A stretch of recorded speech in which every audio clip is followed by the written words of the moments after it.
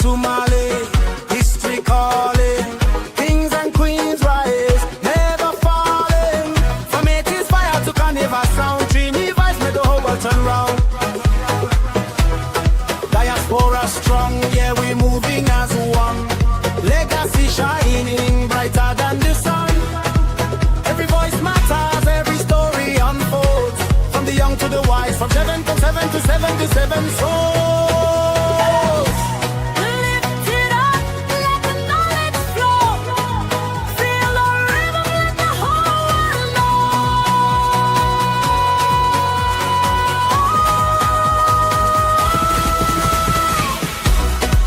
From the roots to the wall, let the story be told. Black excellence rising, heart made of gold.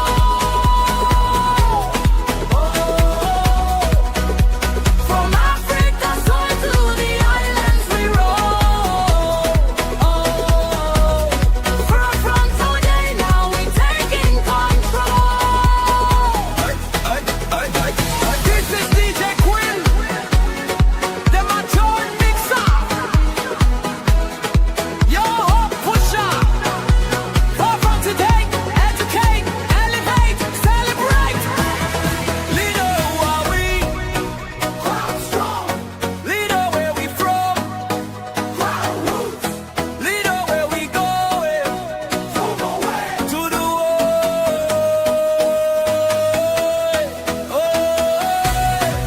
From the roots to the wall, let the story be told.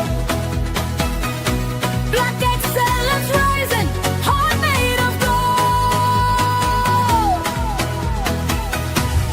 Forefront today, yeah, we breaking the mold. Truth, culture, power, watch the future. Hey,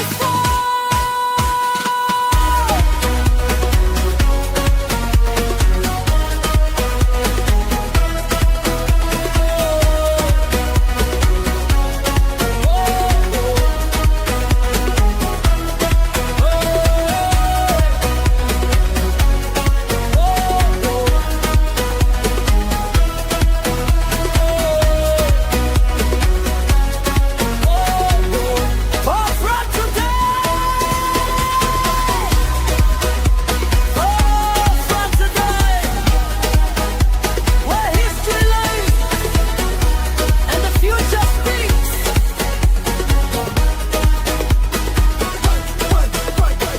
Bison.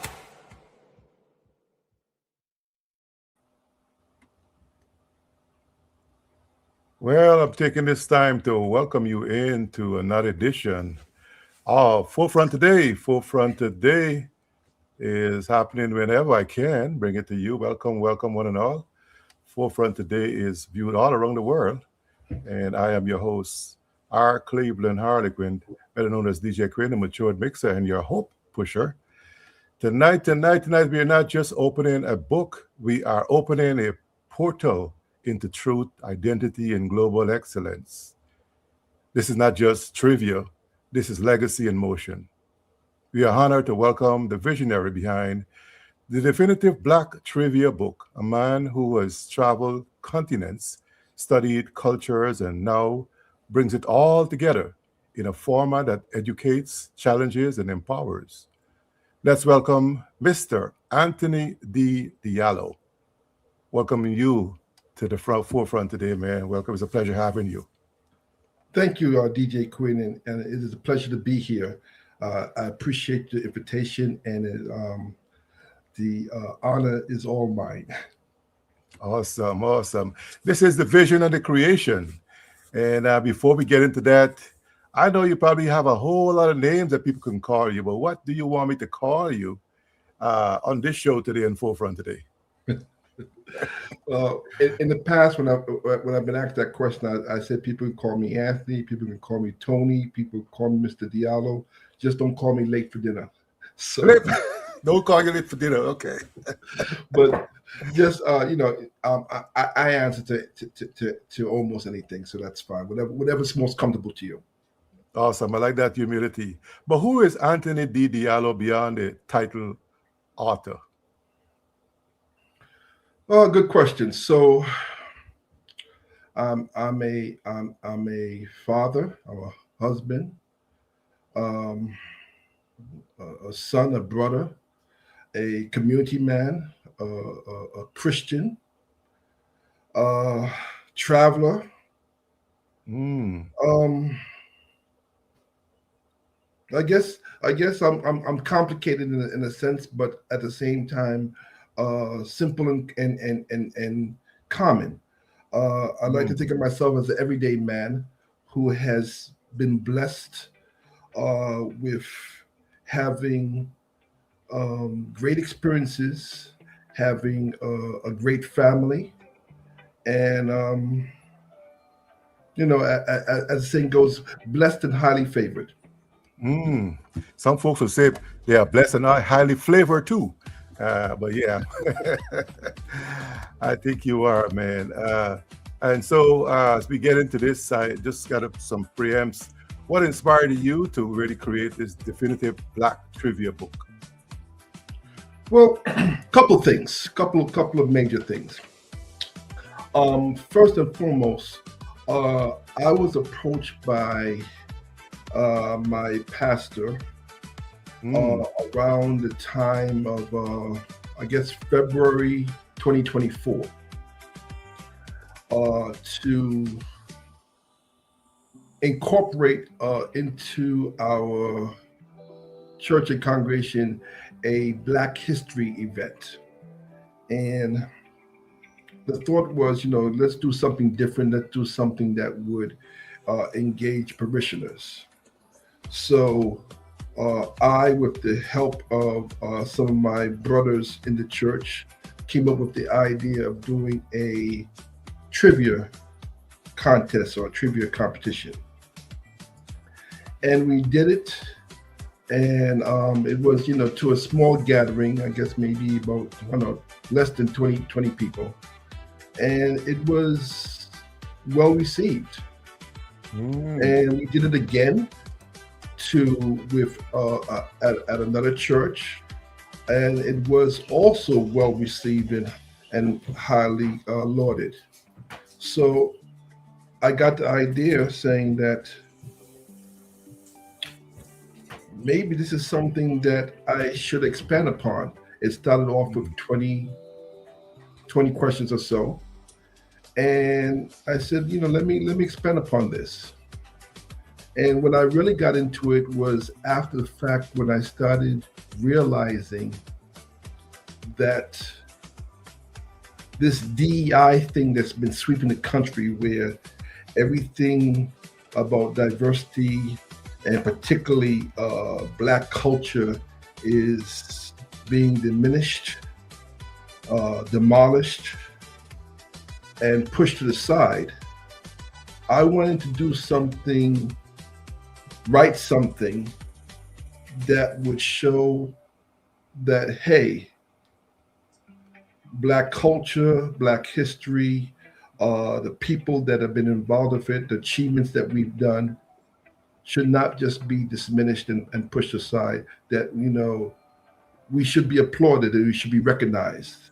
yeah. And be honest with you, Black history is not just for one ethnicity, it's for everybody. And it's on a global scale. So that's Yeah. what this book was intending to produce. Mm. Yeah, because Black history ought to be embraced by all nations, right? Because if cultural diversity involves, everybody embracing a culture, because we embrace other cultures, and so why not? It should be a national embrace, pretty much. But you have come up with a trivia format instead of a traditional history narrative. Why that? Well, DJ Shree, that's a great question. It was basically, the idea was I wanted to have fun with it, but at the same time make it meaningful. Hmm. And by that I mean, and that's where the subheading comes from. The title, of course, is the definitive Black trivia book, but the subtitle is, it's exciting, it's enjoyable, it's educational. So I wanted to be twofold. have fun with it, but at the same time, have people learn and appreciate it. I like that. But then you also call it labor of love. What did that journey look like? That labor of love. That labor of love was, as I said again, it started from just an exercise to hold maybe a 30 to 60 minute exercise for a church group.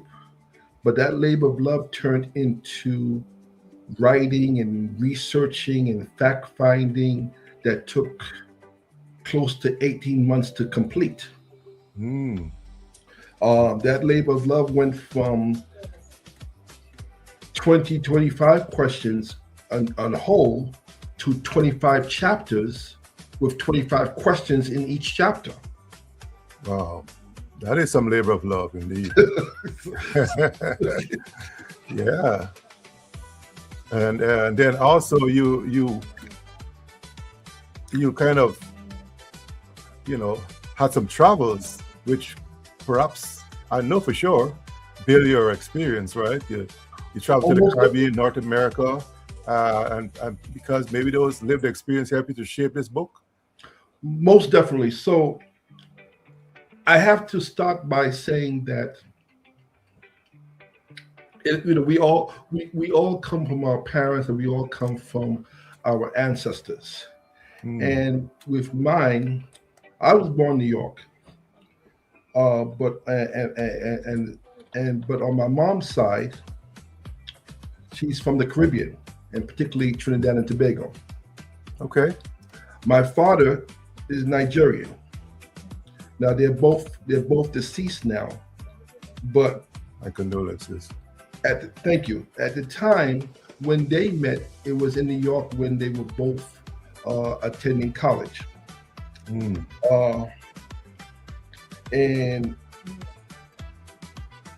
my father and mother split, and he returned back to Nigeria, where he became an economics professor at the University of Nigeria, and started his own life and family there. But with my mom and me staying, with her, my mom always had this conflict about being a minority in this country. And she was one of the first, not the first, but one of the first African American women to join the Peace Corps. And she always had this love for the African diaspora, and truly for African men. I believe that that was where her love situated.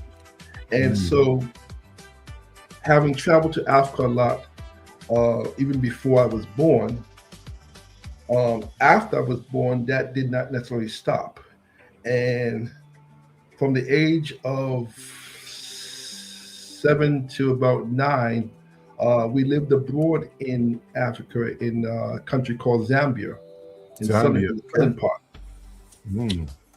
And only returned when my brother was being born. We returned back to New York and stayed there for a few years until I was about maybe ready to go into the 6th grade. So we talk about middle school. And my mom got restless or discouraged about being a minority again in the country, and wanted to move back to the Caribbean.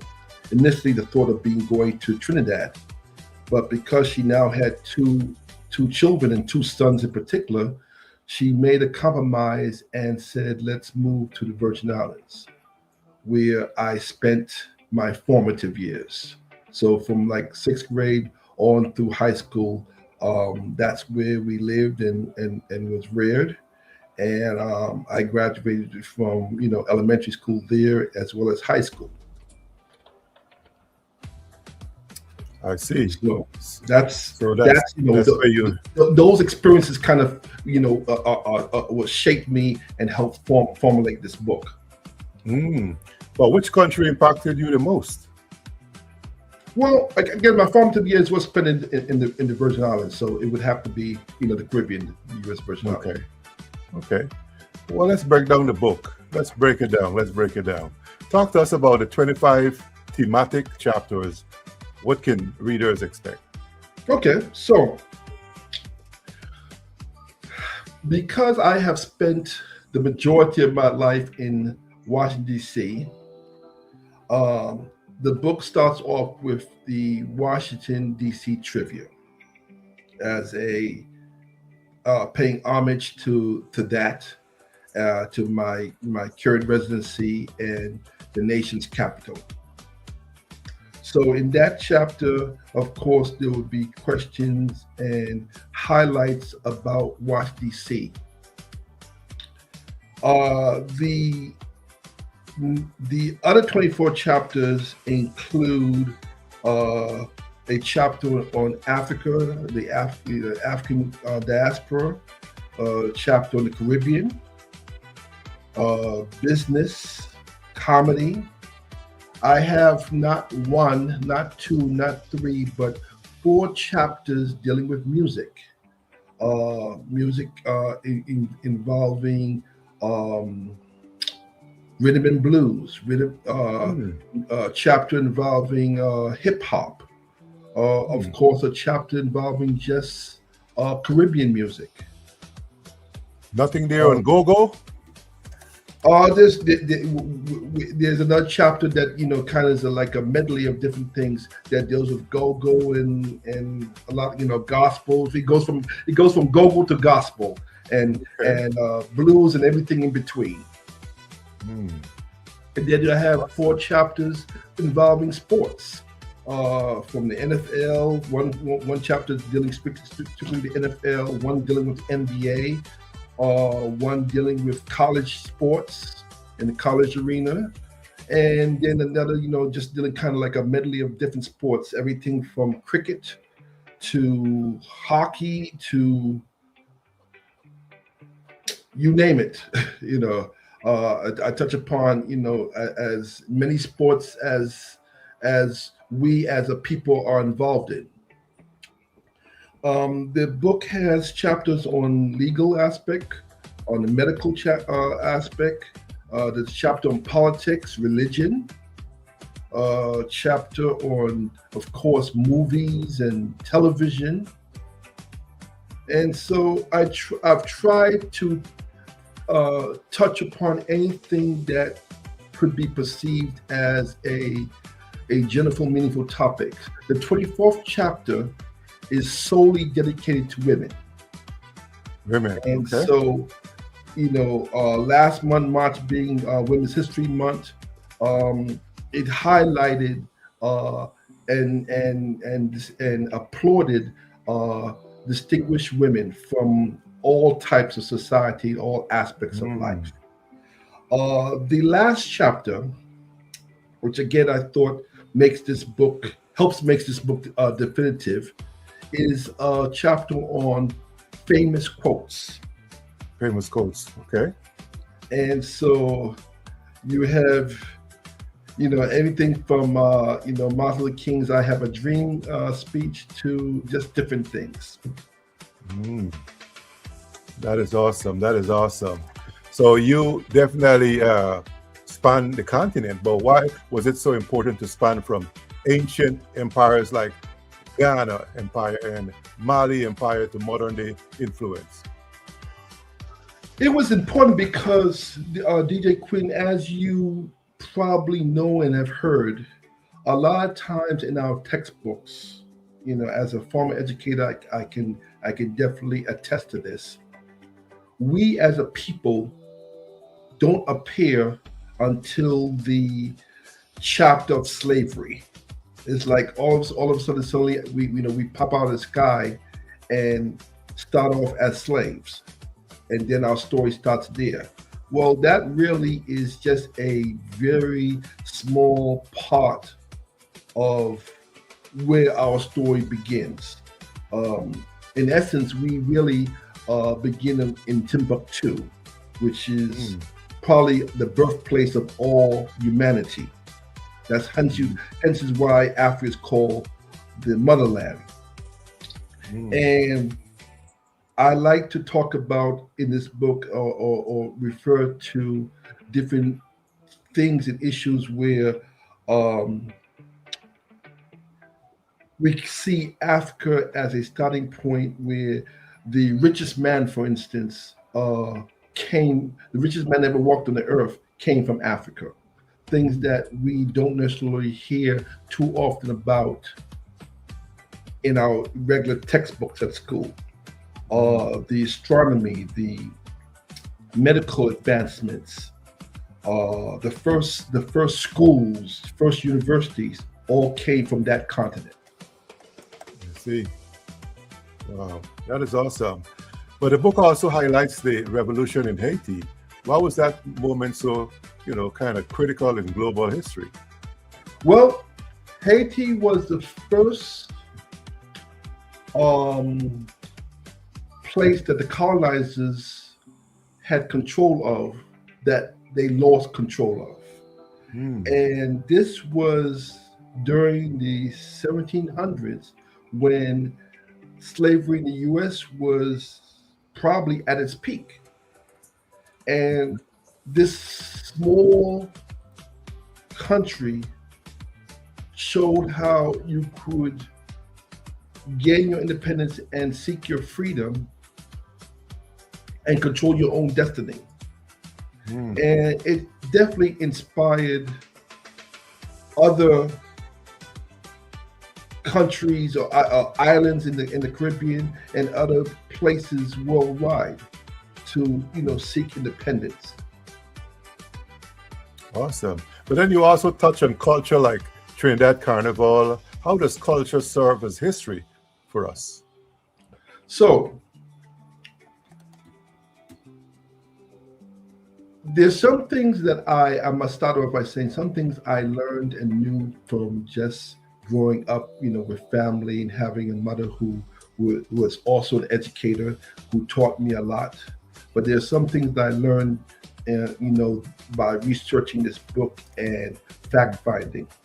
Well, I'm a person that likes to go and go back to my ancestral and familial home in Trinidad around carnival season, where I can partake in the carnival as well as see family and friends. Carnival is a time not just for fetting or which is the term that used for partying, but it is a time for appreciating what you have, and expressing great joy with friends and family. There was a very big tune, as they call it, called "Family" with Marshall Yeah, Montana Marshall Montana. and Bungie Garlin and Hmm. Skinny Fabulous, which kind of amplifies what I'm talking about, where you eat together, you enjoy the time that you have together. There's no competition per se. It's just about relaxation and appreciation and coming together as one. Yeah,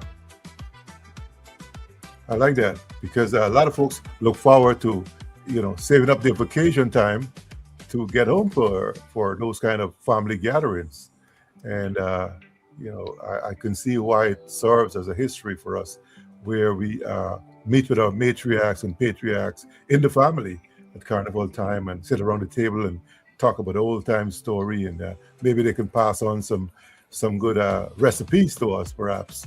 The way they Yes. did things back in their time. Yeah, but explain how your multiple choice format teaches even when the answer is wrong. I find that strange. How is that? So I'll give you for instance. Let's say the question would be, and I use this now because I just came back from watching his biopic. But let's say the question is, who was the king of pop? Hmm.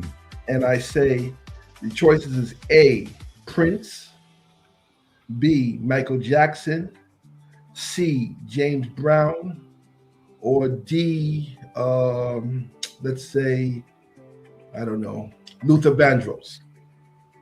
Of course, we know the answer would be B, Michael Jackson. But we also should realize that perhaps Michael Jackson's biggest rival, so to speak, would have been Prince, at which we're in his new film, the Michael film, which is a great film, I might add. You know, it's something I recommend everybody to go and see at least once. Even in the film, Michael Jackson is mentioned saying something to the fact like, you know, he has to really think about the songs and be able to listen to God's words, because if he doesn't listen to it, God will give the idea to Prince. So that's what he's thinking about, like, you know, his rival all the time. You know, how can he one up him on his songs and whatnot. So Prince was definitely something that if you did not know that obviously that Michael Jackson was called the king of pop, you might think of it as Prince, because Prince was a big time player at the same There's some time. parallel going on there. Yes. And of course, James Brown was, you know, basically started the whole thing. You know, he was called the Godfather of Soul for a reason. Michael Jackson, you know, has said in the past that he learned some of his steps, even some of the moonwalk from James Brown. You know, he watched his moves and learned a lot from him. So even if you did not get the right answer, learning about James Brown and Prince and, you know, like even Luther Vandross all ties together with Michael Jackson, the answer. So there's no, like, you know, if I give you a question, A, B, C, or D are all related somehow, some way to that question, but there's only one correct answer. One correct answer. Yeah, in a moment I can ask the audience to answer a question for me, but let me take this time to welcome in your guests, all your fans, all the folks on Facebook and YouTube. Thank you so much for coming on in. I see a couple of names here. I see Jonathan. I see Abiola Arlefe. Thank you so much for coming on in. Some other folks, Lestra. Some names are coming on in, and folks are saying congratulations because of your book. So congratulations, Thank you for writing it. And Jonathan is saying, "Hey, brother Diallo." So folks call you brother Diallo. Like me back in the day, they call me brother Cleve, Minister Cleve. Doesn't matter. You know, I don't take too well to nicknames, but people call it with affection. Why not? And so it means well. And so folks are saying congratulations to you. But let's see if the audience can accommodate the question. Come on, audience. Let's play. Who built one of America's first clocks and was a math genius? Who built one of America's first clocks and was a math genius? Is it A, George Washington Carver? Is it B, Frederick McKinley Jones? Is it C, Granville Woods? Or is it D, Benjamin Banneker? Come on, audience, you can do this. I'm waiting for your answer. You can type it in the chat. Let me see if we can have some interaction from you all. I know some smart folks on the thread. Thank you so much for coming on in. But let's transition into this while I think about the question. Once again, I was going to comment on what you said earlier about names and give you a quick story. I went to Catholic school, you know, Catholic, and I went to Catholic school for really all of my life. And my last name being Diallo, in the Virgin Islands, which is a hop, skip, and jump. You know, you could literally see Puerto Rico from the beach. I had a lot of Hispanic classmates, and don't ask me why, but my nickname in high school was Diablo, which means devil in Spanish.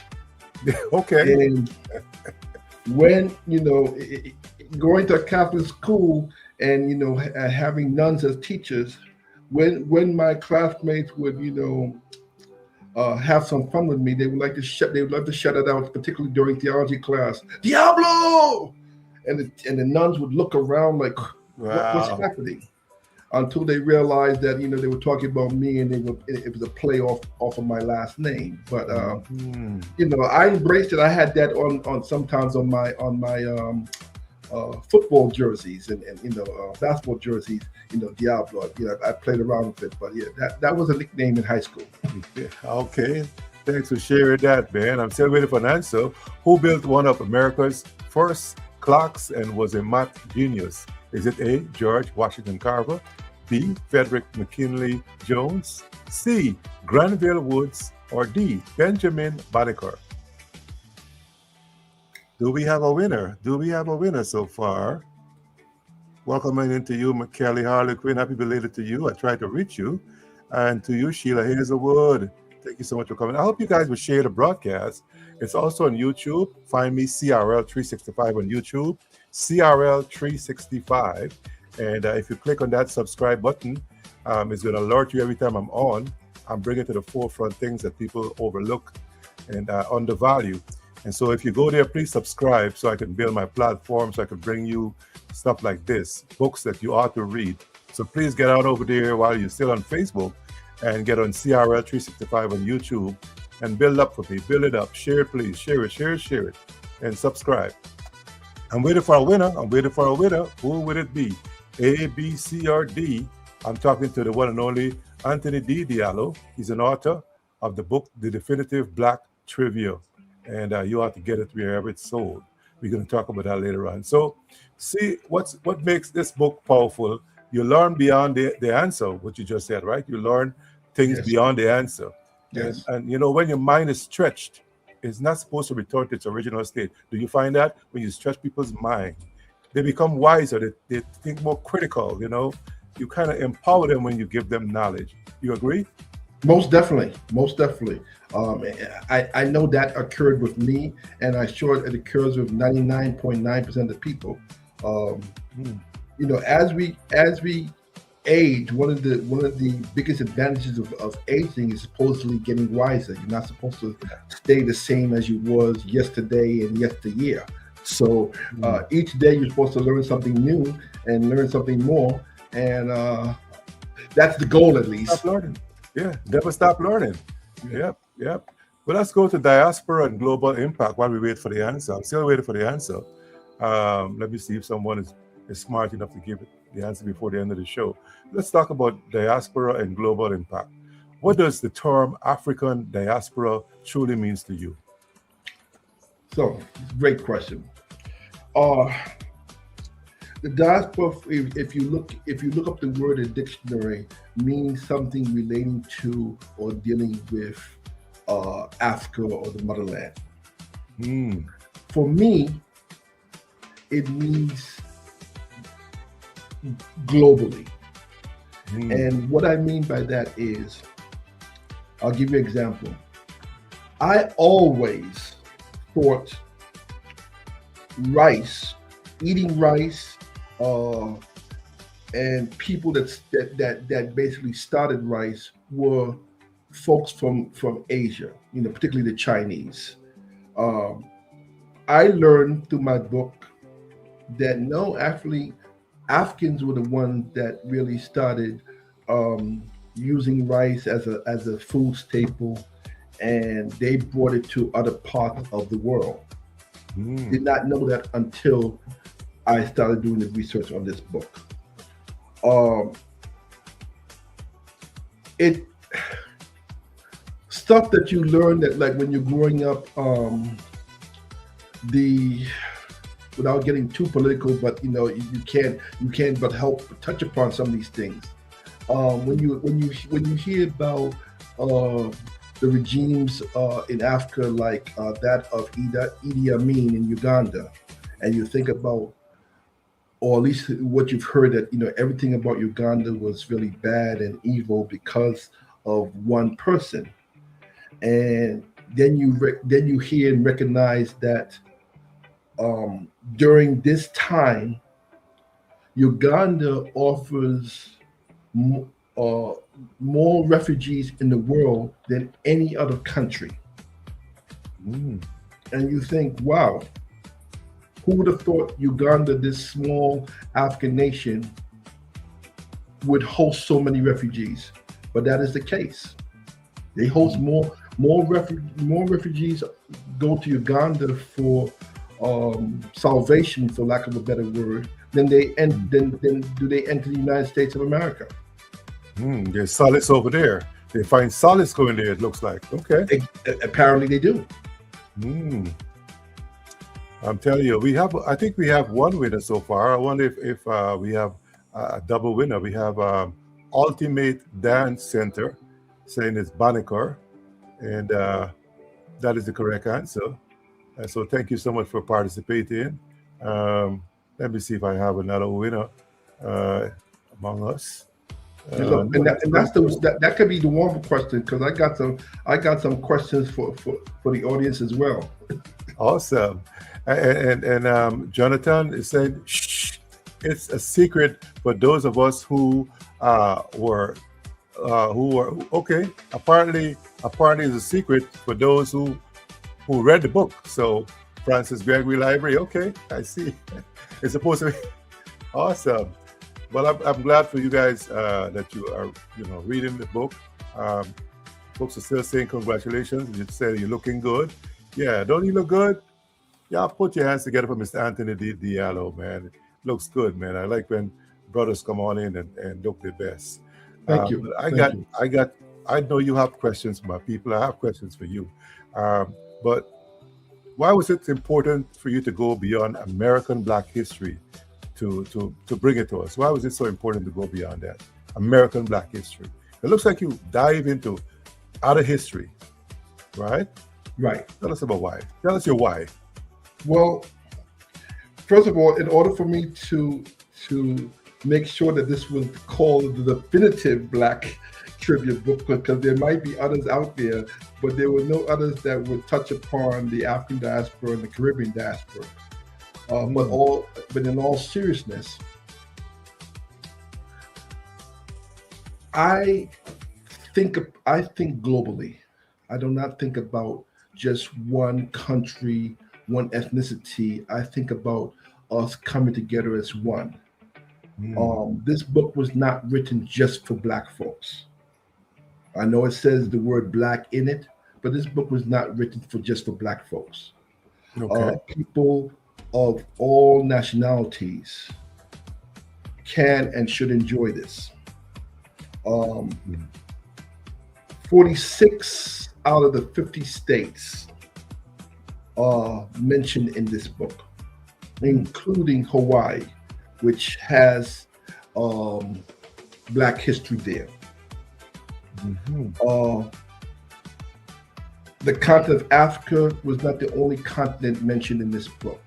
In Europe, royalty in Europe had Black history there. So this book really was written from a worldwide perspective. And I think I would have cheated my audience and the readers if I just held it to continental North America. Makes sense. Makes sense indeed. But how does your stories from Africa, the Caribbean, and Europe, how are they interconnected? Well, there must be somewhere there that you can tell us how are they interconnected? So, as I mentioned earlier, in terms with the example of rice, people in Africa were eating, as rice became a food staple there as much, if not more so, than even places in Asia and North America. You have, for instance, in Egypt with the pyramids, before they were, in the last 25 years or so, reconstructed, but the initial pyramids had faces with broad noses, the same type of faces that you would go down to and find in Mexico, where the Aztecs were, and the Mexican statues and drawings had the same faces of the Egyptian pyramids. That could not be and cannot be a coincidence. Mhm. Obviously, the same people or the same types of people lived in both areas.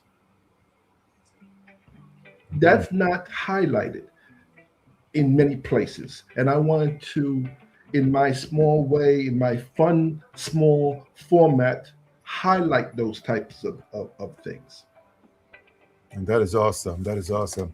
But do you believe that the global education system has minimized Black contributions? Most definitely. Uh, I think I think having I think symbolism means a lot. Mm, And what we don't know can truly hurt us. mm, And I say that if we don't know the history, the culture of things that have happened in the past, things that we have done in the past, things that people that look like us have done in the past, we won't be able, and I'm speaking for children and people who don't know, we won't be able to stick our heads high and be as proud as we should be, mm. because we will be just stuck on how they say his story and not history. Right, right, right. Okay. And so that's why it's so paramount for, and I'm hoping that uh, that more people, particularly younger people, get to read this book, because it shows again in a fun way, but in a meaningful way, from whence we came Mm, and why we should be, why we should walk proudly, because mhm. we come from good stock and good stuff. Yeah, yeah, yeah. I can attest to that. Coming from Trinidad parenting and Africa parenting, I'm telling you that's Edo, Dasheen, planting, good fruits, good core values. Yeah, all together. Um, and then a village too that helped to raise in those environments. Yeah. But you emphasize oral history. Why is it so critical? Well, before we had all the electronics and we became tech savvy, we learned that our first teachers were our parents and our grandparents. Mm, And I speak for myself, particularly. Um, I am the uh, um, oldest of two siblings, and I learned from my mom and my great aunt and people different things about the family and about our culture, that if I wasn't listening and if I wasn't around, I would never have known. And I'll give you for instance, when you have just recipes. I remember talking to my cousin Paul, who might be listening to this as well, and remembering that his grandmother, my great aunt, would fix this black cake that yeah. nobody in the family could match. And I loved her, but one of the things that I regret with that nobody really, to my knowledge, kept her recipe. So Mm, when she passed away, that recipe passed away. yeah. Did it have And some raisins, some fruits inside of it? What oh was so man, special about it? look, we're not going to even talk about the rum. Okay, I mean, it was, to say it was a delicacy. It doesn't give it just desserts. Mm, I'm telling you. But how did storytelling in communities shape this book? Cool. So storytelling not only shaped our history and our culture, but it allowed us to dream and think. It allowed us to pay homage to our ancestors. It allowed us to not only retell stories and facts, but it allowed us to connect with each Yeah. other, Mm. and to build self-esteem, to build pride. That's what that oral tradition did. It wasn't about making up things. It wasn't about putting down people. It was about uplifting. It was about teaching. That's what Mm. that oral tradition was truly about. Mm. So how can educators use this book in classrooms today then? So, first and foremost, I know, as a parent, as a past educator, that one of the biggest challenges that we have today is getting our young people to just simply open a book and read. Hmm. This, because of the fun aspects of it. Again, as I mentioned before, there are four music chapters, for instance, one entirely on hip hop. Hmm. There are four chapters on sports. So if you have, like your average teenager who may be into music, you may or maybe into sports, if they open up no other chapters, they may touch upon those four music chapters. They may touch upon those four sports chapters. Hmm. Get them into reading. Then, secondly, they will start to see that people that may look like them, may may come from the same area that they do, may have actually had the same types of interests, albeit in a small sample, i.e., like golf, like speed skating, um, playing classical music. Because quiet as it was, quiet as it's kept, they say Beethoven, based upon the American terminology, that if you have 1/16 black blood in you, you're black. Hmm. Beethoven was a black man. Hmm.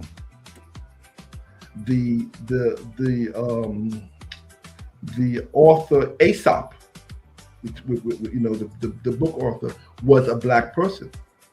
Hmm. Yeah, learn some Again, just stuff here. using Awesome. the theory that if you have 1/16 black blood in you, you're black. Hmm. These were black people, and some of them probably had more than 1/16, in fact. Wow. But Hmm. so so this book teaches you about that. And yes, in cases ever quit, there are some people who are not of color. There's a mention of folks in music like the Blue Eye Soul singers, like Tina Marie.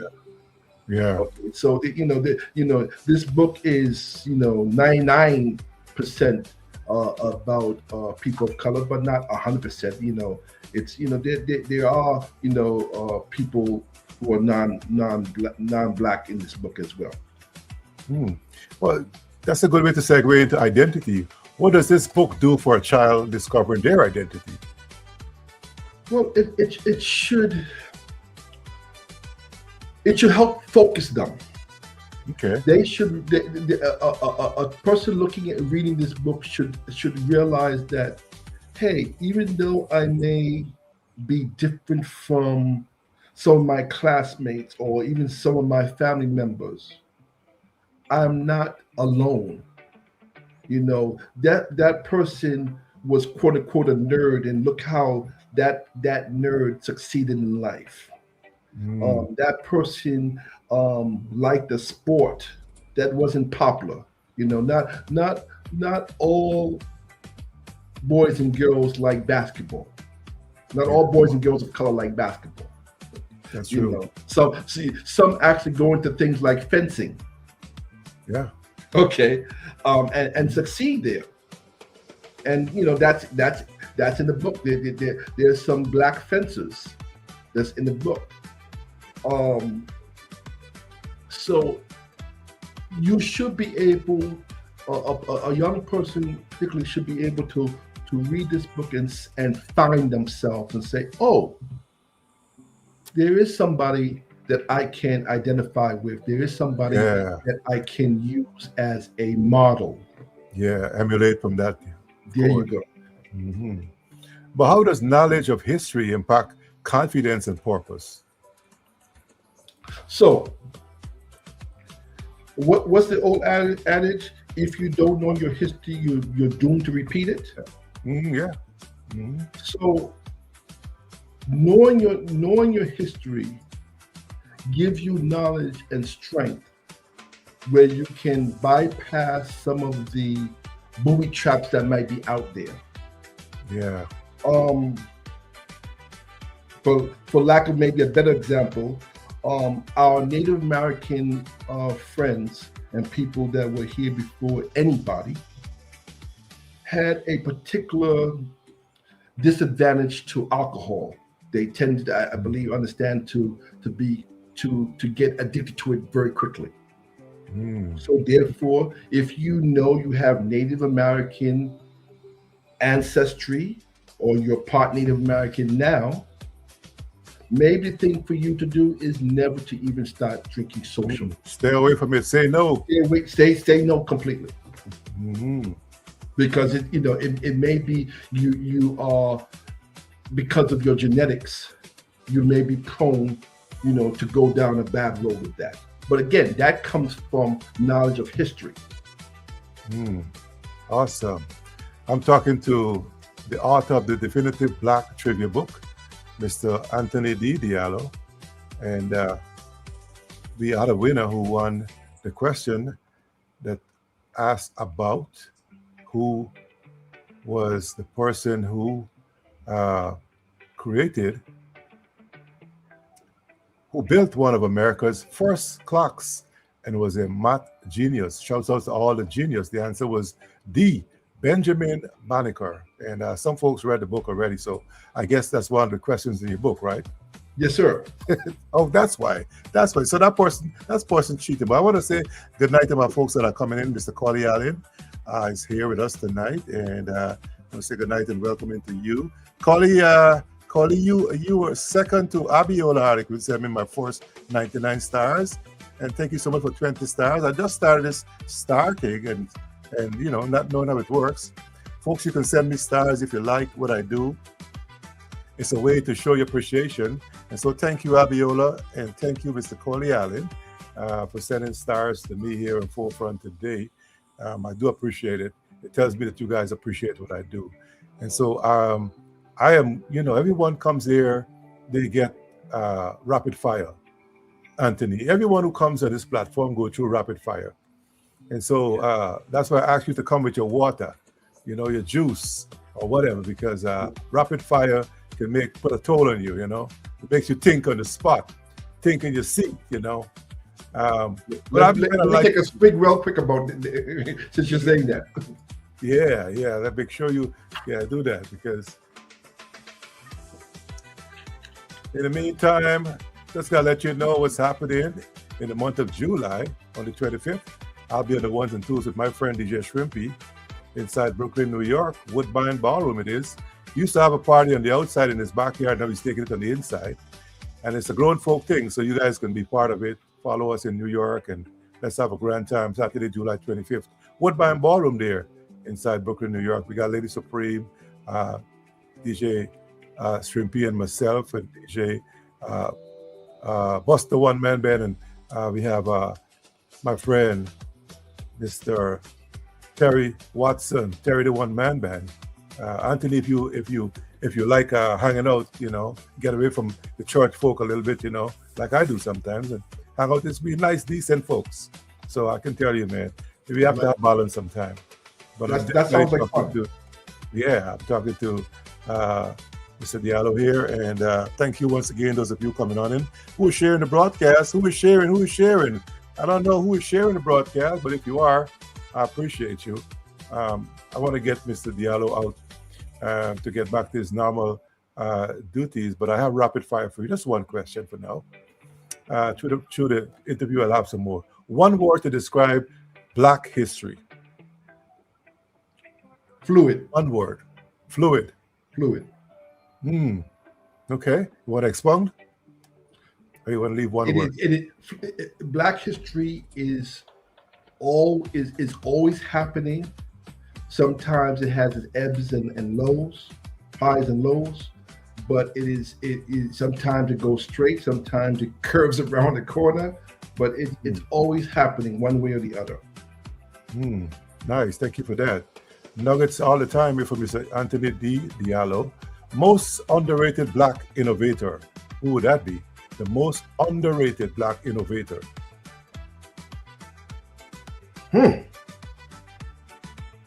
There's so many to choose from, but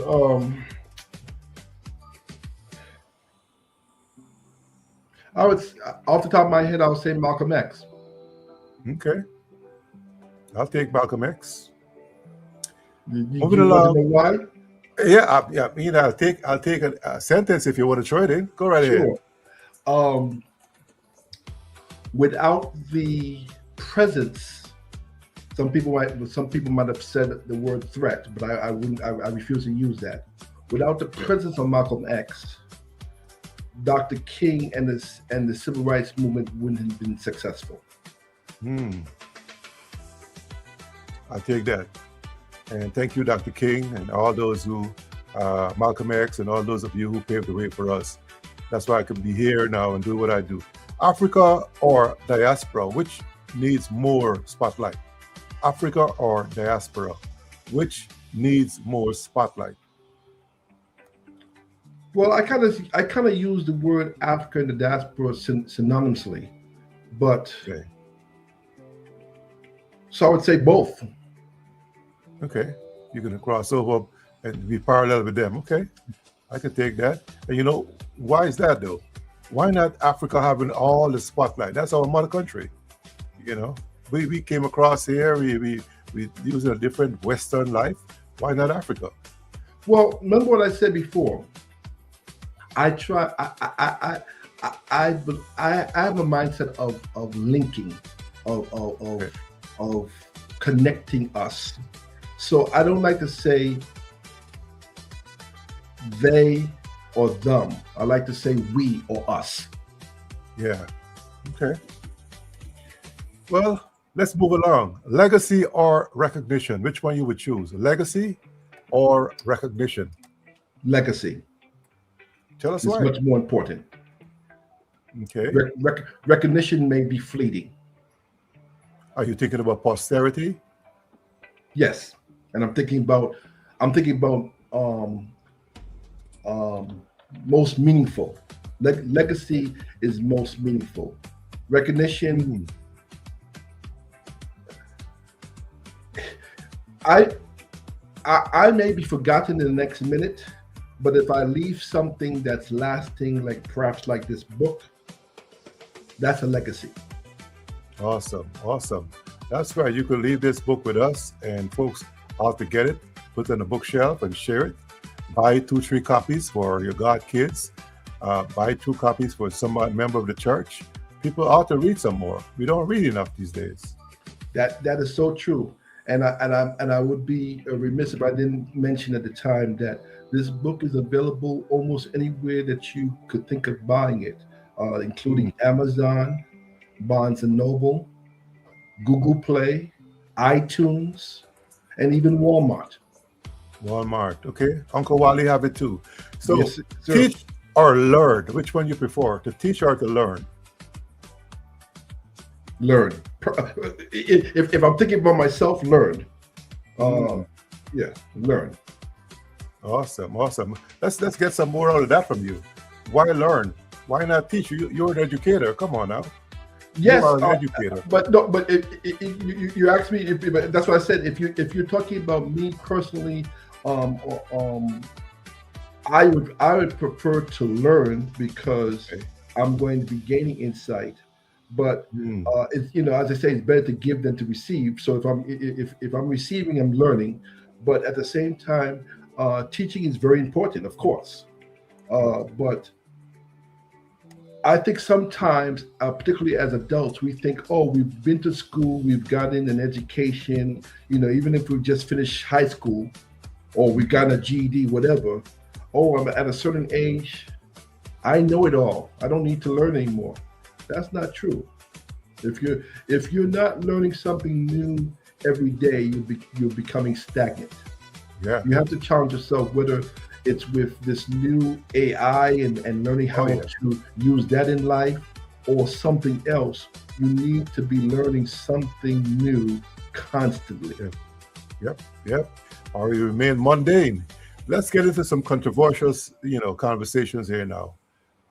I'm speaking to Anthony D. Diallo, the author of Definitive Black Trivia Book, here with me on Forefront today, and I want to welcome all of you coming on. If you have a question, please make sure you drop it in.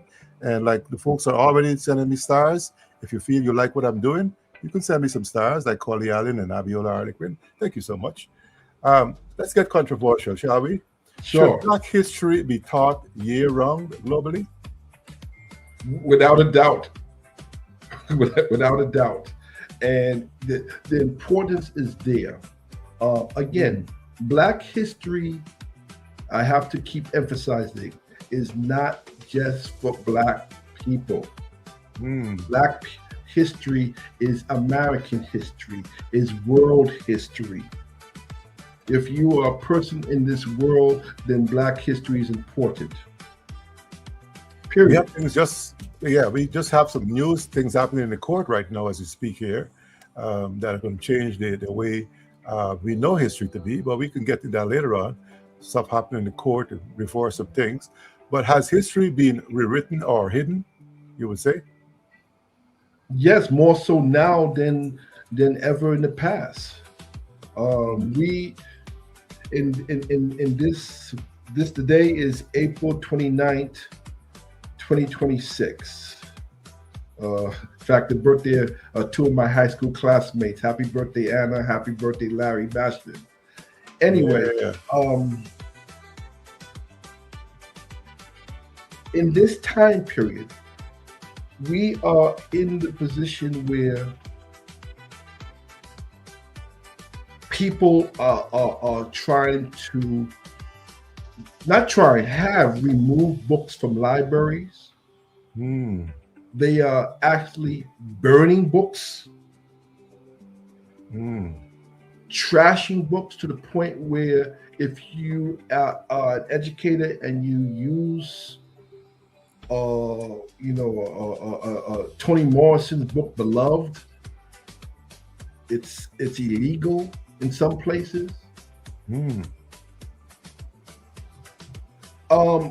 We are in dire times, and people that the term woke again, which is another one of those terms that are being used to divide and cause harm in certain communities. If you don't stay woke, you will never wake up. Okay. They want people to be asleep when it comes to voting, in terms of knowledge. Yes, it's good to enjoy life and find humor and play and have a good time.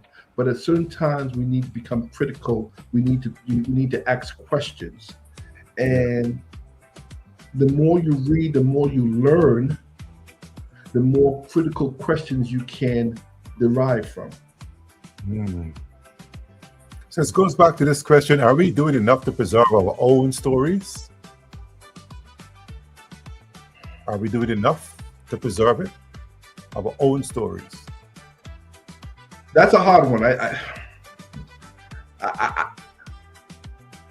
I want to say yes, but in my heart of hearts, I think no.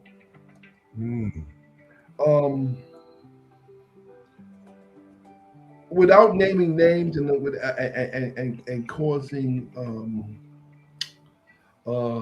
anger to some folks, I am right now trying to get my books into certain places, which I thought would be an easy way to introduce the book. And instead of getting callbacks or having my emails responded to, it's like a fight just to get through the gatekeeper. And these are people that look like you and I. Wow. And so that becomes frustrating. Like, why don't you want people to know about this, to hear about this? This could be a tool used in classrooms. This could be a tool that young people could appreciate, because, as I said again, it's a challenge. I know this is a challenge to get people to read today. And if you have a tool or device that's going to help them read, and then also expand their minds, why not use it? Yeah. There's nothing in this book. There's nothing in this book that's false. The facts have been checked, double checked, and triple checked. The only reason why you would not want this book into certain people's hands, because it would open their eyes and expand their minds. And some people are maybe scared of that. Look, is that controversial enough for you, DJ Quinn? Oh yeah. I mean, it's good. I can still swallow. If you know what I mean. There's no lump in my throat, so I can still swallow. Thanks for that. Cordial is saying, I don't remember the name. It was sad to hear the lady who was a black woman who invented the GPS passed away. Do you know about that? Marion Crowe. In fact, she's one of the questions I was going to share with you today. Marion Crowe. Yeah, let me let you do that now, because I'm getting towards my last question. So once again, folks, I'm talking to the author, Anthony D. Diallo, author of the definitive Black Trivia book, right here in Forefront today, and welcoming all of you who are coming on in and leaving comments, sharing the broadcast one way or the other. YouTube folks, good night to you. I'm not able to see all my comments on YouTube quite yet, because I need to build it up. But Pandora Corruption, is that it? Pandora Corruption is on, or Pandora Crumpton, okay. Pandora Crumpton, yes. Awesome. Thank you guys for coming on in. I see Tien Gozi. This writing is so fine. I could hardly make it out, but thanks to you all who are coming on in and sharing the broadcast. And we did have a winner, but then we had somebody came afterwards and give the answer. Lysistra 91. Thank you so much. We already had someone who answered the question, but it's never too late to come on in and give your part of it. So Anthony, go right ahead and give your trivias. Okay, so please participate. I will start with a couple of questions from the first chapter of the book, the Washington D.C. trivia, and see how we do there. I try to make these not too hard, but let's find out. So, the first question: who was the first person elected as the District of Columbia's delegate to Congress? A. Walter Fauntroy. B. Eleanor Holmes Norton. C. Hazel Reed H.R. Crawford. Or D. John A. Wilson. Should I repeat? Go right ahead. Repeat. Who was the first person elected as the District of Columbia's delegate to Congress? A. Walter Fauntroy. B. Eleanor Holmes Norton. C. Hazel Reed, shortened as H.R. Crawford. Or D. John A. Wilson. Come on, my people. It's your trivia. It's your time to shine. Answer the question and make Mr. Anthony D. Diallo proud that you can read and you have facts. You know stuff. So I could almost hear people going, Googling it right now. Yeah. Let's see who'll be the first to Google it and find the answer. Whatever it is, at least your mind is going to open up and you'll remember some things. And I hope you make it muscle memory to know these facts. It is what we do here in Forefront: edify and inspire, motivate and empower. Anthony D. Diallo. Any more? Yeah, I got another question from DC, and that is that did not now look. Everybody should know this one. What was the nickname given to the District of Columbia? A. Aristocrat City. B. Ballers City. C. Chocolate City. Or D. Dominion City. Mm. If I could jump in and I could cheat, I could cheat that one right there. Okay. Yeah. Well, I think it starts with a C. I think it starts with a C. I might not be right. and then again, you might be. Wow. Shouts out to all the chocolate brothers and sisters in Washington, D.C. I got friends in Washington, D.C. I got Bobby Adams and his family over there. I got lots of folks there in Washington, D.C. And folks would never. I asked Bobby if he's going to ever move from D.C., man. He loves D.C. He loves D.C. I just can't stand it with all the cameras, though. Oh, you're talking about the speed cameras. Yeah, the speed camera. Oh man, that's a nightmare. That's a nightmare. Yeah, that's a nightmare. I used to be over there in Wisconsin Avenue, but man, I tell you, I got like 6 tickets, in parking and cameras. It's too much. Yeah. But this is a wonderful place to go. National Harbor and so many sight scenes to see, and free libraries down that street, at one whole street of museums. Yeah. As I say, DJ Quinn, I've been here now for most of my life, and I do love the city. This is where I have planted roots. So obviously, I do love the city. Yeah. Sometimes not too much when it snows and gets cold, but that's another story. But you're giving trivias. You got one more? I'll go. I got a couple more. I'll go to my African trivia here. The first question for that is, where is it? Okay. Oops, sorry. African. Yeah. My African trivia. Yes. What country won the best jollof rice contest in the 2023 West African Food Festival? Oh, we're my African brothers and sisters from Sierra Leone. We're my folks there from Ghana, Nigeria, Cameroon. So Liberia.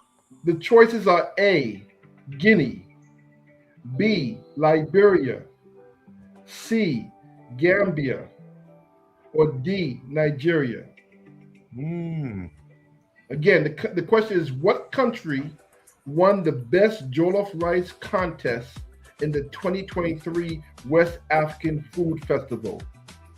A, Guinea, B, Liberia, C, Gambia, or D, Nigeria? I think I like Liberia food better than in Nigeria. I don't know. I don't want to be biased, but most of my friends in the ATL were Liberians. And so my friends in New Jersey were Sierra Leone, and the ones in Georgia were Liberia. But I got a few Nigerians, so let me keep quiet because I don't want to cause no bad friendship now. Yeah. My Ghanaian friends too, yeah. Yeah. But I But wish but each one of those countries will tell you, the people from the natives of those countries will tell you that their jollof rice is the best. Yes, So yeah. that's a big thing. But I love the culture when they cook it. You sit together at the table, right? And you wash your hands and you eat together. That's Which is something that I have to admit I used to do growing up in my family that we don't do enough anymore, and I'm guilty of it. I will have my meals, take it down to the basement and watch TV or sports at the same time instead of sitting in the dining room table with the family and eating together. So it's something that we are missing as a society now. Right, we're gradually moving away from those core values, those family gatherings, man. We talked about it on our show yesterday, on the GG show, on our panel discussion, man. We don't sit no more, which is why children don't have that self-esteem now these days, and they're not able to explain themselves because there's not enough conversations around the table. there's no morning devotion. Yes. Yes. Those kind of things we used to have back in the 70s and 80s. So let's advocate for the return of those core values that we learned from our parents back in those days. Speaking to Anthony D. Diallo, author of the Definitive Black Trivia book. You got some more trivia for me? Yes, I do. And this one, I kind of mentioned in our past conversation. So this is a big one I wanted to discuss. This is number 11 in the African chapter. What African man inspired the term Midas touch and was called the richest in history? Was it A, Mansa Musa, B, Fagale, C, Sunny Ali, aka Sunny Ali, aka Sunny Ali Ba, or D, Mari Dihata II? Let me repeat that. What African man inspired the term Midas touch and was called the richest in history? A, Mansa Musa, B, Fagale, C, Sunny Ali, aka Sunny Ali, aka Sunny Ali Ba, or D, Mari Dihata II? Awesome. Well, let's go back to some answers. We got some folks who answered A, Fontre, the first question, I believe. Fontroy. Walter Fontroy. Okay. That is the correct Thank answer. you so much for that, Marsha Thompson. Thank you for that. Marsha is the winner on that one. Let's see if I can show that up there. Marsha Fontroy, she was the first one who did that. And then someone said B. I don't know if that person had the wrong answer. Then someone had Norton. B. Yeah, Elder Holmes Norton is the current delegate who's been around now in that job for about 20 years. Okay. But no, before her was Walter Fontroy, the first one. Okay, first one. So the winner is Miss Marsha Thompson. Marsha Thompson. Okay. Awesome. And then we had another answer. Norton. Was there a Norton answer? Norton is not the correct answer for that one. Okay. Thank you so much. That is Ansele. And Celia. Nice name. 3894. You know your name ought to be the most beautiful thing to your ears. I hope I pronounce it well. Ancelia. Anseli? We know her Cece. CC. All right, CC. I don't want to mess up your name, CC, because your name ought to be the most beautiful thing to your ears. And then we had another one. You know I am Caribbean, so I have no clue. This one, Amanda, saying have no clue on. Look, that's my family from Trinidad. Okay, no cool. They know about the Callaloo from Trinidad, right? They know, I've been over there. I spent a little time in Port of Spain there. I went for the last lap in 1992, so I had some Callaloo over there. I walked the streets there in Port of Spain, so hello to my folks in Tunapuna, San Fernando, Chaguanas, my folks in Trinidad. Hello to you. Okay. And yeah, Miss Mary Gibson and Shaquille over there. Lots of folks I know are still in Trinidad, but she has no clue about the pillow stuff. Pillow. So let's see what Pandora Crumpton said. A. What is A? See if you have we still on the first question? I don't know which one they answered to, so I'm looking at the answers. Okay. This is down the line. Yeah, if it's at the first question, we still know. Yeah, that's Walter Fontroy. That's correct. Okay, let's look at the answer for DC. Is it Chocolate City? Chocolate City is definitely the answer. Awesome. You don't hear that anymore, but yeah, it used to be called Chocolate City. Okay, so we got 2 winners on that. They know it's Chocolate City. We got 3 winners actually. Folks just know it had to be Chocolate City. Lots of chocolate fellas and ladies over there, I believe. Hello, Washington, D.C. And what we got, Chocolate City here too. Folks just know, man. This one here, They know that one well. I like my go-go music from over there. And so we have an answer for Eleanor Holmes Norton. Yeah, that was not the correct answer. It was Walter Fauntroy. Okay. Sorry. More research on that. And then the next one is on Ghana, the Pulau, huh? Is it Yeah, Ghana? the jollof rice. Yeah. Jollof rice. Awesome. Awesome. So the answer Somebody said, for jollof rice, Ghana was not the answer, nor was was it that the Nigeria. answer? Neither was Nigeria? Nope. Oh man, let's see. My Liberian friend won that one. Let's see. Mansa Musa. What is that? That was the fourth question. The richest man. Richest man, Mansa Musa. Okay. That is correct. Correct. That is Okay, correct. awesome. All right. And But getting back to jollof rice, the answer was Gambia. Gambia. Who would have thought Gambia? Wow. Look. They came in and took the championship at least for 2023. Wow. So all these other folks here, wrong answer. Eleanor Holmes Norton. Okay. Chocolate City got a pull, man. Awesome. My folks on Facebook, what happened? You guys didn't have any answers on Facebook? What's going on Facebook? No participation? At least, well, then send some stars then, even if you're not answering the questions. I have here with me the author of this book right here.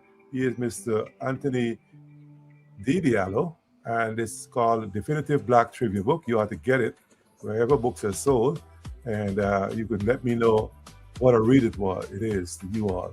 We need to read some more. We do need to read some more. I got so many books that I keep saying, I have a book to write. I have books to read. I get books all the time. I went to Kenya, brought back 3 books, started reading one on the plane because, it's a long flight from Kenya. Right. Stopped in Qatar. My butt was all frozen in the seat, sit there for how many hours? I'm telling you, man, I don't know how these guys do it going home, 12 hours and 8 hours in a plane. But yeah, I had to punch my butt for days so the blood can circulate, man. Wow. Look, been there, done that. I empathize with that, man. But a beautiful place in Kenya. I stayed in Kitisiri there, and folks at Hub House Community. Shouts out to you all in Kenya. In Kenya, people ought to know you cannot walk with a plastic bag on the streets. They lock you up. They charge you. Oh, really? Yeah, you cannot walk with a plastic bag. They're serious about it. Why is that? I think the environment, preserving the environment, because plastic, it just stays in the mud. I mean, it's mud everywhere. And so the paper, you can burn it, but plastic stays. And even when you burn the plastic, it just stays in the mud. And people use the mud a lot for all kinds of stuff. You see people selling plants along the street. They have to get mud. And so, you want to preserve the environment. And that was one thing that was astonishing to me. You couldn't buy, they don't give you nothing in plastic bag. That's good. That makes a lot of sense. Look, I knew there was a reason. As soon as you said, I knew there had to be a reason. That makes a lot of sense. Well, in Trinidad, you cannot wear camouflage clothing. Yeah, I heard that. And the reason, because camouflage clothing is only dedicated or military. So if you wear camouflage clothing, they're going to suspect that you're a military person. If you're not a military person, you can get arrested for that. But things people have to know when they travel, though. These are things people have to know. Don't just pack your bags. Look it up to see what you need to carry or not. Especially in these times, you don't want to be pulled in by immigration or by a policeman in a foreign country. And so be mindful when you travel. I know people like to go to the islands and on these destination weddings and all that. Watch what you're packing. Find out before you get on there into Puerto Rico or in some island, and then you have to spend your time there because you violated the laws. Let's not forget Brittany Griner in Russia in that regards. You cannot be packing your marijuana paraphernalia to these countries. Yeah. And also, if you're a firearm holder, check your bags. You might have a bullet in there somewhere that you forgot. Check your bags, okay? And if you're taking a bag from someone, you got to make sure you check it properly because they might have forgotten something in it too. So you need to be careful, especially in these times. Yeah. So we're talking more than book. We're edifying people here. We are giving good nuggets. And I have folks are still coming on in. Hello to you, Miss Joy Carriel. Hello to cousin Derek Beard Coleman. They're in Mike Coney in Guyana. Hello to my folks in Georgetown, Guyana. And hello to the folks there in Nigeria, where your daddy was from. Right? Yes. Yeah, we gotta remember our parents where they're from, man. Yes, sir. So, Yes, sir. let's show them out whenever we can. But if this book could leave one message for future generations, what would it be, Anthony? Well, I was thinking about that, and the word that comes to mind is remember. Mm, Remember from whence you came. Remember who you are. Remember what you can be. mm, Remember or know. Remember. That's the thing. Know from whence you came. Know who you are, and know that you are somebody, can be somebody. yeah, yeah. Folks, this is more than trivia. This is truth, this is memory, and this is movement. To everyone watching, I want to thank you for coming on into the forefront today. Your history is not optional, it's essential. Your story is not small, it's global. And you know, Anthony, everyone that comes to this platform, I could never ask them all the questions that they want to answer, or there might be something I overlooked. And I always give you a chance to dig deeper inside of you, and tell us your why you do what you do, why people are to, get this book, why you are so passionate about edifying others, empowering us. Your why, I know it goes deep because you could find time to do a lot of other things with your time. So tell us your why, your overall why, and where people can find this book and why they should get it. Well, first and foremost, let me start by saying that the book is available almost anywhere that you could look for it. It's available online at Amazon, Barnes and Noble, Google Play, iTunes, as well as Walmart, on all of those platforms and websites. Why? Why did I do this? I wrote this book because I wanted to leave something tangible that my son could be proud of. I wrote this book because I thought it was important for others to know some of the things that I have learned, been blessed to learn, and to live through. I wrote this book to inspire the youth. I wrote this book because in today's time and society, everything of color, everything diversity is being pushed out or diminished. And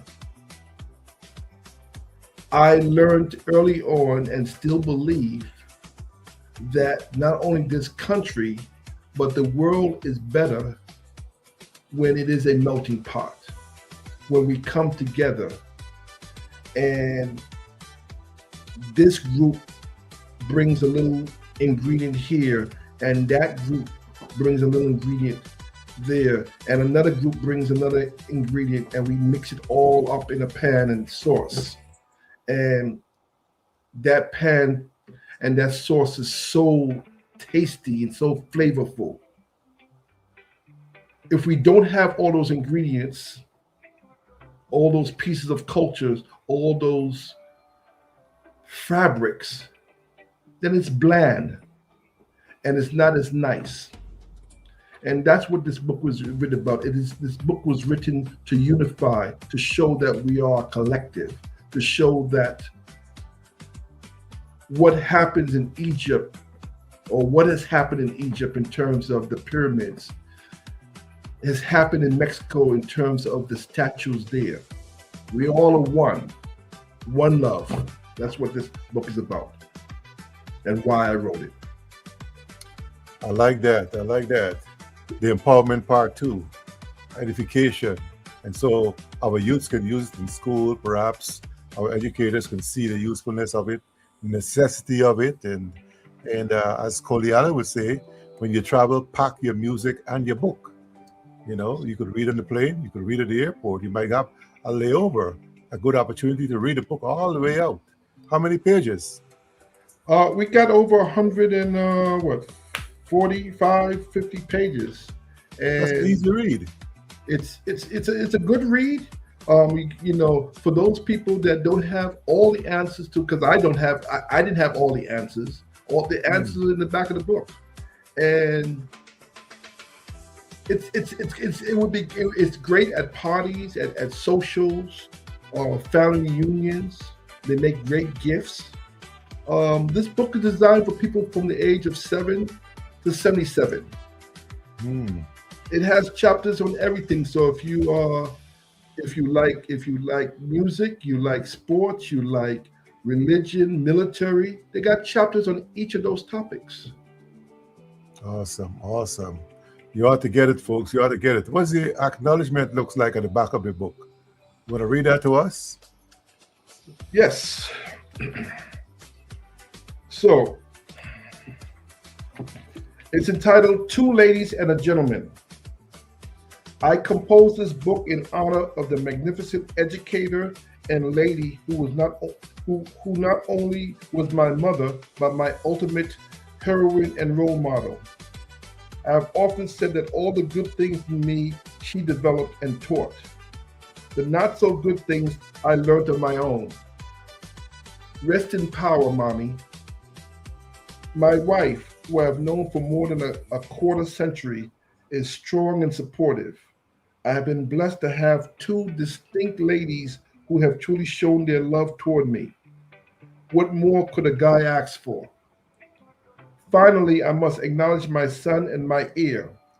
His existence compels me to be a better man and father. Hopefully, he can read this big book of trivia and it will not only put a smile on his face, but he will also find it meaningful. I love you, Anthony, now and always. That's awesome coming from a father. And we're grateful for your wife and your daughters. I know it takes great support to really find the time to study and for them to support your ideas, your vision. And I'm so glad that I was able to bring it to the folks here at Forefront today. Like I said, this is more than a trivia. This is truth, this is memory, and this is a movement. And so once again, to all of you watching, those of you who are coming in later on to hear this broadcast later on, I'm hoping that you find something, in it for you. Your history is not optional, it is essential. Your story is not small, it is global. I am yours truly, R.C. Harlequin, DJ Quinn, the mature mixer. And remember, the definitive Black Trivia book. Remember it. Remember a journey across the African diaspora. Learn, play, discover. And my slogan is, live simply, so that others may simply live. I thank you, Mr. Anthony D. Diallo, for coming on in and sharing your journey in putting together this book and your whys, and to giving us trivias and sharpening our minds and causing our minds to be stretched. And it shouldn't return to its original state. And blessings on your book. May it become a bestseller. And maybe the youths find everything they would need for a journey ahead, be it in career development, be it in choosing sports or whatever walk of life they choose. They would call your name, Anthony D. Diallo, the author of Black Trivia. And let me put it up one more time so you guys can find it. The author of the definitive Black Trivia book. Right? Make it a household name and find it wherever it's sold. Once again, thank you on behalf of the folks here at Forefront today and all the folks on Facebook and YouTube. And for all the folks who come in on your platform, thank you so much for coming on in and sharing this broadcast with us here. I'll leave you with a video made specially for you, Mr. Anthony D. Diallo. Good night. Let me take this time to thank you, DJ Quinn, for inviting me to be on your show. It was indeed an honor. The time went by so fast, and I appreciate just you being a guest here. So thank you. Yes, blessings on your endeavors, man. All the best to you. So until next time, tomorrow night I'll be here 8 p.m. So join me right here. I'm going to say tata bye for now to you, Mr. Anthony Diallo. And while you stay in the room, enjoy your video. This one is for you. All the best Thank to you all. And you all can be writers, authors too. If you can do it, guess what? You can do it too. For it from today, CRL Tyson 5, Global Voices, Conscious Conversation, from the roots to the wall. From the roots to the wall, let the story be told. Black excellence rising, heart made of gold.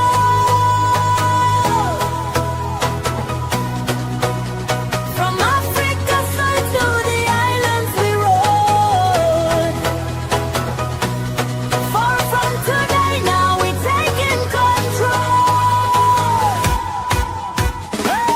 From Ghana to Mali, history calling.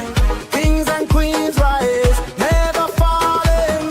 From 80s fire to carnival sound, Trini vibes make the whole world turn round. Diaspora strong, yeah, we moving as one. Legacy shining brighter than the sun. Every voice matters, every story unfolds. From the young to the wise, from 7 to 7 to 7 to 7 souls.